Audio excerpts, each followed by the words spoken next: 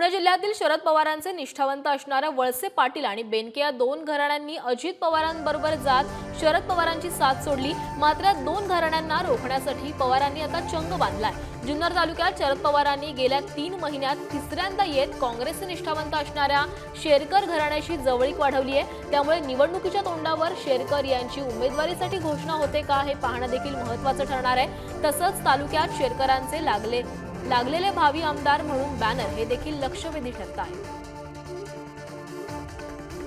राष्ट्रवादीमध्ये 2 गट पडले आणि त्यातच पवारांचे निष्ठावंत असणारे वळसे आणि बेनके फॅमिली ही अजित पवारांबरोबर गेली। निष्ठावंत असणारी बेनके आणि वळसे फॅमिली ही खरं तर अजित पवारांबरोबर गेल्यानंतर महायुती आणि महाविकास आघाडीतून जुन्नरमध्ये कोण लढणार अशी एकंदरीत चर्चा सुरू झाली। लोकसभेची खरं तर तयारी सुरू आहे। मात्र लोकसभेनंतर विधानसभेच्या निवडणुका लागणार आहेत। त्याआधीच काँग्रेसचे निष्ठावंत असणारे शेरकर घराण्यातून सत्यशील शेरकर हे खरं तर विधानसभेचे उमेदवार असणार का अशी एकंदरीत चर्चा दुसरीकडे रंगताना पाहायला मिळते। तर विशेष करून यामध्ये जर आपण पाहिलं तर जुन्नर विधानसभेमध्ये बेनके आणि शेरकर ह्या फॅमिली समोरासमोर येतानाही दिसून येतील।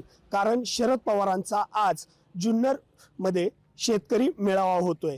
त्या निमित्ताने अनेक ठिकाणी खरं तर सत्यशील शेरकरांचे भावी आमदार म्हणून फ्लेक्स लागलेत। तुषार जरेकर, पुढारी न्यूज, जुन्नर, पुणे।